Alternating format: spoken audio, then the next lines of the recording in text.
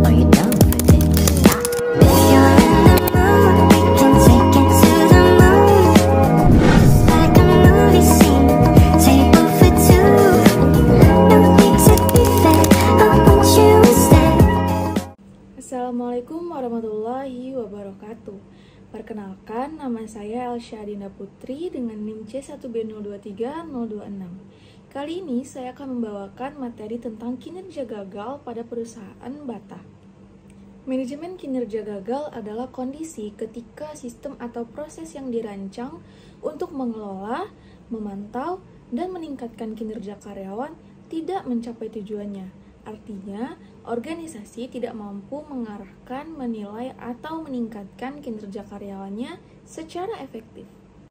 Ada 7 penyebab manajemen kinerja gagal. Yang pertama, adanya tujuan yang tidak jelas atau tidak selaras. Yang kedua, kurangnya komunikasi dan umpan balik. Yang ketiga, penilaian yang tidak objektif atau tidak adil. Yang keempat, tidak ada tindak lanjut setelah evaluasi. Yang kelima, tidak melibatkan karyawan dalam proses. Yang keenam, kurangnya dukungan manajerial. Dan yang terakhir, tidak menyesuaikan dengan perubahan lingkungan kerja. Ada beberapa dampak kegagalan manajemen kinerja. Yang pertama, penurunan motivasi dan keterlibatan karyawan. Yang kedua, produktivitas yang menurun. Yang ketiga, tingginya turnover atau perputaran karyawan. Yang keempat, tidak tercapainya tujuan organisasi. Dan yang terakhir, lingkungan kerja yang tidak sehat. Selanjutnya, kita masuk ke pokok pembahasan. Sedikit memperkenalkan, apa itu perusahaan Bata? Nah, perusahaan Bata Shoe Organization adalah perusahaan sepatu global yang didirikan pada tahun 1894 oleh Thomas Bata di Republik Ceko. Saat ini, kantor pusatnya berada di Lausanne, Swiss.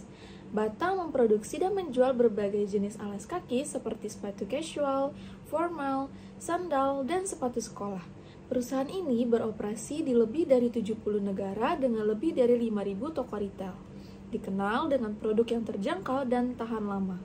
Bata menjalankan bisnis melalui model retail, grosir, dan e-commerce, serta menjadi merek yang kuat di banyak negara berkembang.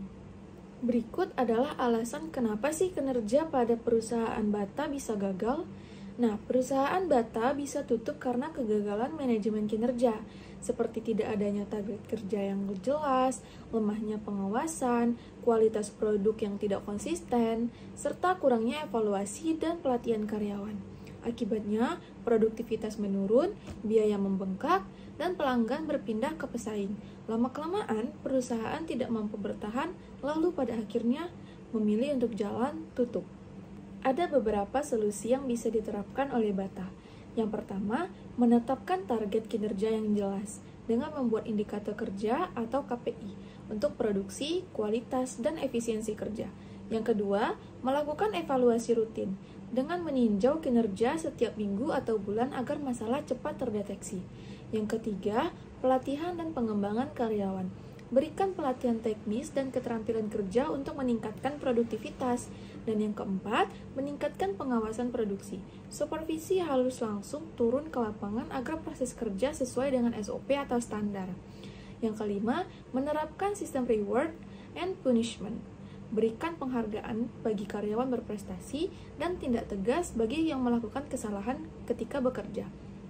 Yang keenam, perbaikan proses produksi.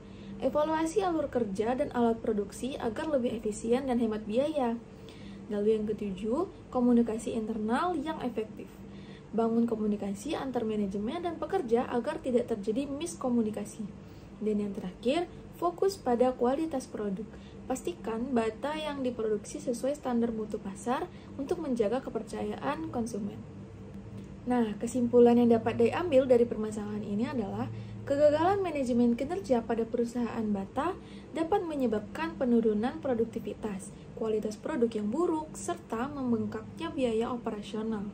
Hal ini terjadi karena tidak adanya target yang jelas, lemahnya evaluasi, dan kurangnya pelatihan karyawan. Jika dibiarkan, perusahaan akan kehilangan pelanggan dan tidak mampu bersaing, hingga akhirnya terpaksa tutup. Oleh karena itu, perusahaan perlu menerapkan manajemen kinerja yang efektif melalui penetapan KPI, evaluasi berkala, pelatihan, serta sistem penghargaan dan pengawasan yang kuat untuk memastikan keberlangsungan dan daya saing usaha. Terima kasih, itulah yang dapat saya sampaikan. Mohon maaf bila ada kekurangan. Assalamualaikum warahmatullahi wabarakatuh.